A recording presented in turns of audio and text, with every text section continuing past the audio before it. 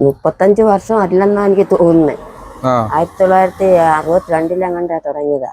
കേരളത്തിലെ എത്രയോ കനാൽ ഭാഗത്തില് വാർത്ത വീടുകളും കക്കൂസും കുളിമുറിയും കെട്ടി എല്ലാവരും കൈക്കലാക്കി. നമസ്കാരം, ഞാനിപ്പോൾ നിൽക്കുന്നത് കൊട്ടാരക്കര തട്ടത്ത് കൊട്ടാരക്കര നഗരസഭയുടെ പരിധിയിൽപ്പെടുന്ന സ്ഥലമാണ് ഇത്.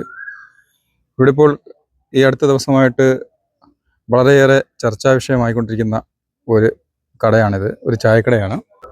അമ്മയുടെ പേരെന്തോ? സരസമ്മ. എന്തോ അമ്മ ഇവിടുത്തെ വിഷയങ്ങൾ?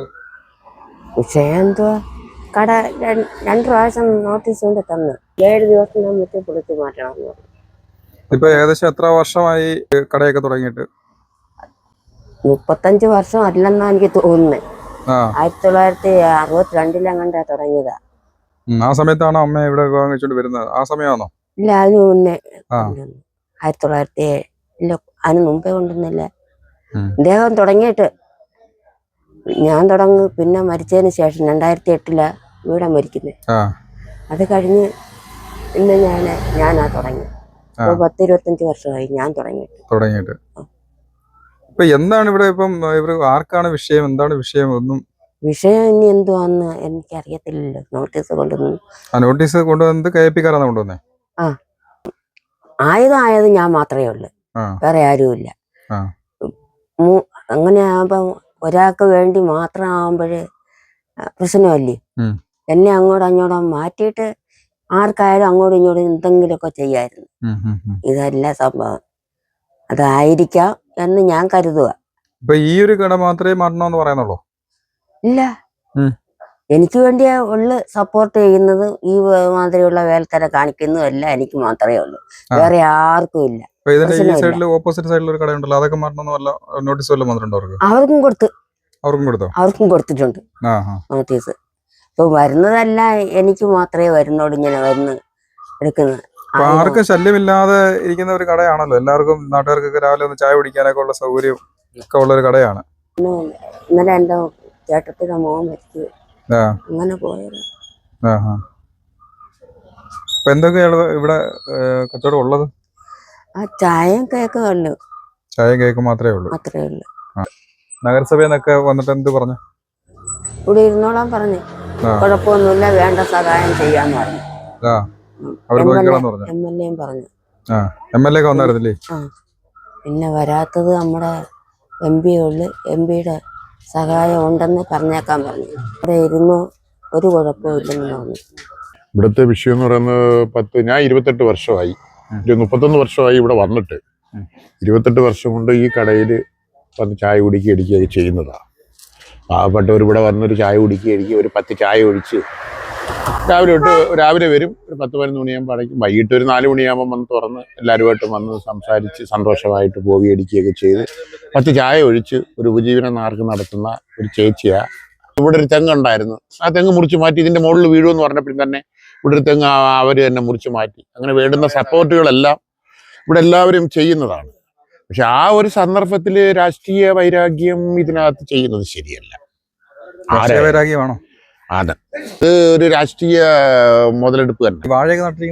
ഈ വാഴയൊക്കെ നട്ടേക്കുന്നത് ഇത് ഓട്ടോമാറ്റിക്കായിട്ട് അവിടെ ഇട്ടിരിക്കുന്നത് മാത്രമേ ഉള്ളൂ. അങ്ങനെയാണെങ്കിൽ ഇവിടെ ഒരുപാട് പേര് കൃഷികൾ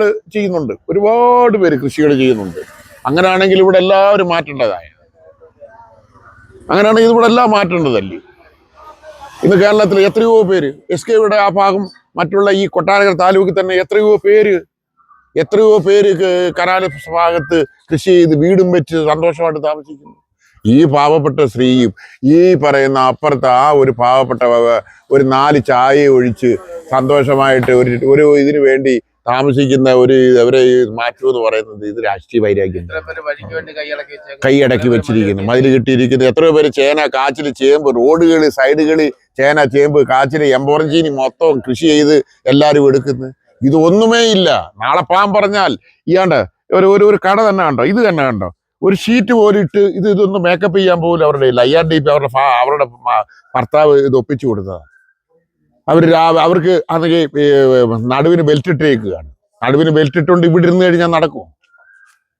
ഒരു ചായ കുടിക്കാൻ ഇവിടെ ഇന്ന് ഞായറാഴ്ചയാണ്. ഇവിടെ രാവിലെ തൊട്ട് വൈകിട്ട് വരെ എല്ലാവരും വന്ന് സഹകരിക്കുകയും ചെയ്യുന്നതാണ്. ഒരു ചായ കുടിക്കണമെന്നുണ്ടെങ്കിൽ ഇവിടെ വന്നൊരു ചായ കുടിക്കും, ചിലരെന്ന് വർത്താനം പറയും.